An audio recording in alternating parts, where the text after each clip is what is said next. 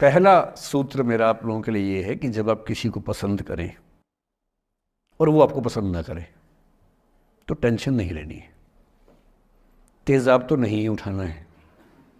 ठीक, कई लोग इस मूड में रहते हैं, मुझे पसंद नहीं करेगी,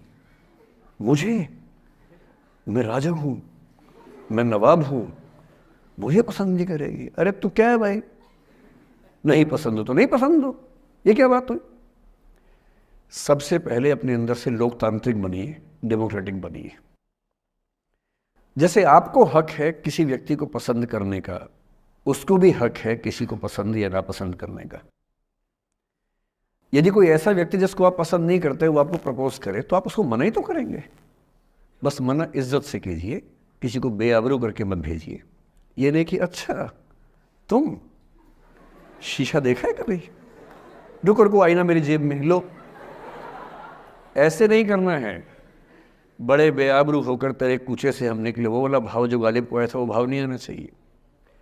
अगर कोई आपको कभी प्रपोज करे, आप लोगों की उम्र है, ये सब चलता ही होगा आप लोगों के बीच में, मैं आपके टीचर से सामने बोल रहा हूँ लेकिन मैं ऐसा ही हूँ, मैं जानता हूँ कि आपकी उम्र में से होता होगा, सब जानते हैं तो होता ही होगा। कभी किसी से ये उम्मीद मत करना कि वो आपको पसंद करे ही करे।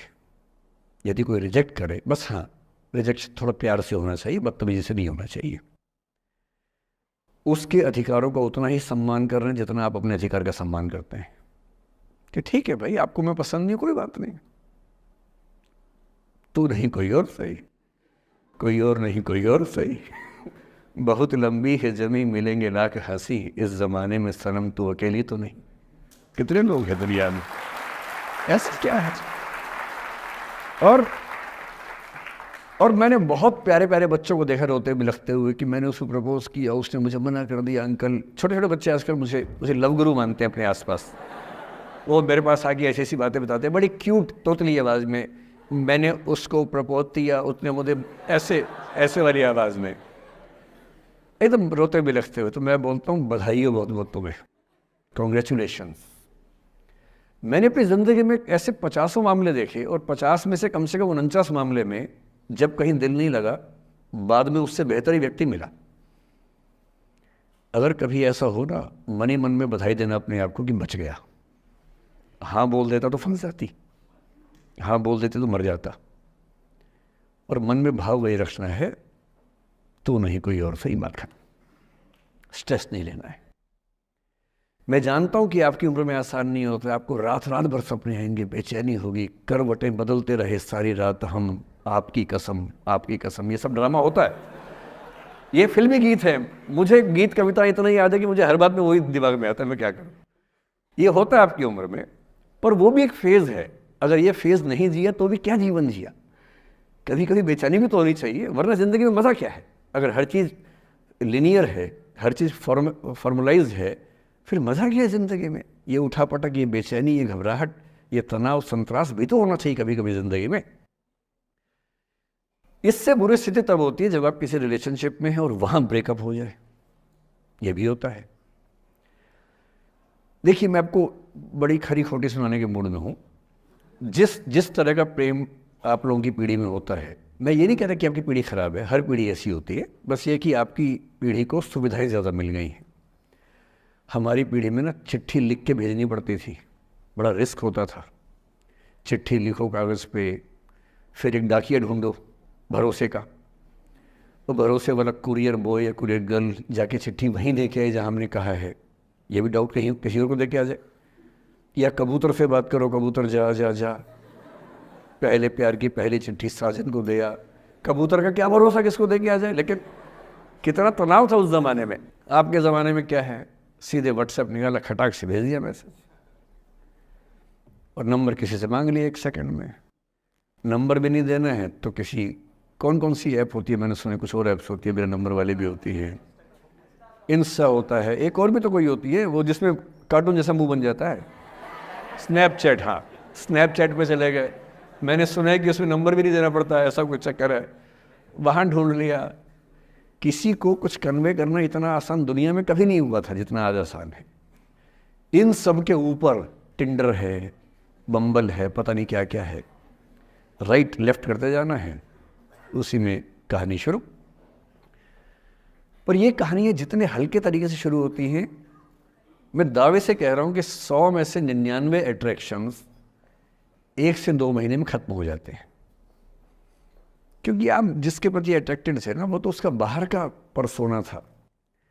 जहाँ परिचय गहरा होता है, असलियत सामने आ जाती है, और जब असलियत सामने आती है, झेलना बड़ा मुश्किल होता है।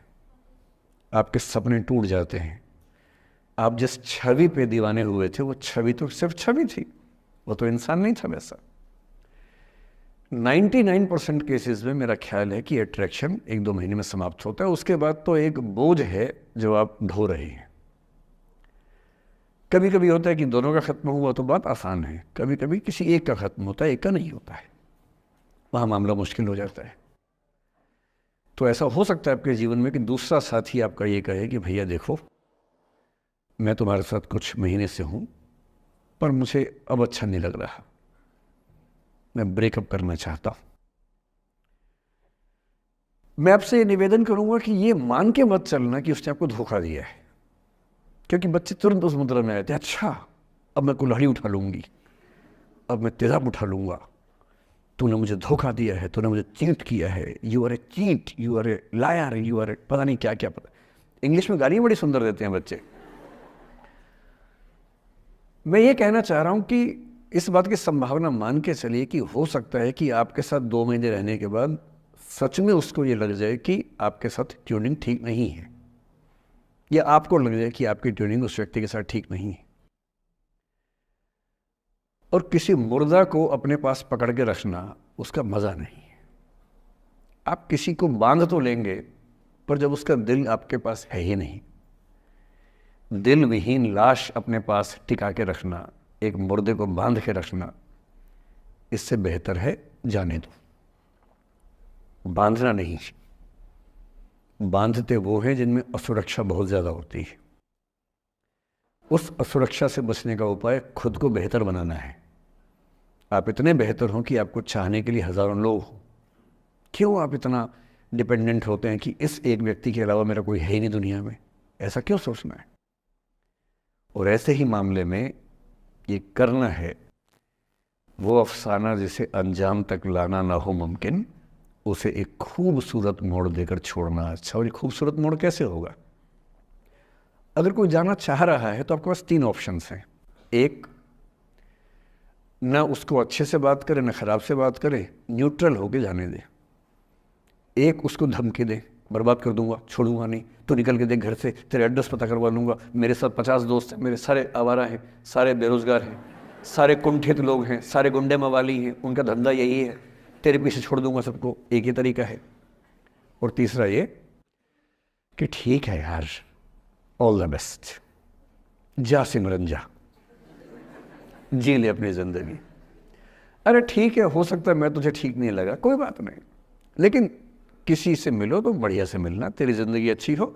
मैं भी ढूंढ ही लूँगा किसी न किसी को, थोड़ी हेल्प कर दियो, कहीं इंट्रो करवा दियो मेरी भी, लेकिन ठीक है तू भी जा।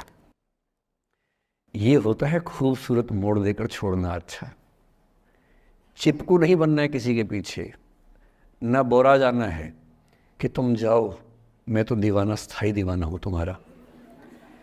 कोई जब तुम्हारा हृदय तोड़ दे, तड़पता हुआ जब तुम्हें छोड़ दे, तब तुम मेरे पास आना प्रिय, मेरा दर खुला है, खुला ही रहेगा तुम्हारे लिए।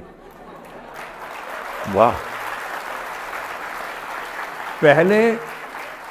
पहले के ज़माने में बेरोज़गारी का ये लक्षण था। हम जब छोटे थे ये गाने सुनते थे, हम ये सुन के बड़े हुए कि ऐसे ही करना पड़ता है शायद प्रेम में। तो हमारे स्कूल में लोगों ने इसका पैरोडी बनाई। जब कोई तुम्हारा सर फोड़ दे, तड़पता हुआ जब तुम्हें छोड़ दे, तब तुम मेरे पास आना प्रिय, ये क्लिनिक खुला है, खुला ही रहेगा तुम्हारे लिए, तो बस आ जाना। जब कोई तुमको सड़क पे छोड़ दे, गाड़ी अपनी वहाँ से मोड़ ले, तब तुम मेरे पास आना प्रिय, ये ठेला खड़ा है, खड़ा ही रहेगा तुम्हारे लिए। क्यों भाई, क्यों खड़े रहोगे? बेरोजगार हो क्या? अरे ठीक, जा सिमरन जा, जी ले, और मैं भी जा रहा हूँ जीने के लिए। ये दीवाना नहीं बनना है कि तुम मतलब मुझे ना चाहो तो कोई बात नहीं, किसी और को चाहोगी तो मुश्किल होगी। अजीब हाल है यार। तुम ठेकेदार हो कि तेरा ठेका मेरे पास है, नहीं तो किसी के पास नहीं है। अजीब है ना। अरे ठीक है भाई, उसकी ज़िंदगी है, जीने दो उसको। क्यों किसी की ज़िंदगी में इतना हावी होने का प्रयास करना है? जब आप नहीं चाहते कि आपकी ज़िंदगी में कोई हावी हो, आप क्यों किसी की ज़िंदगी में इतने हावी होंगे?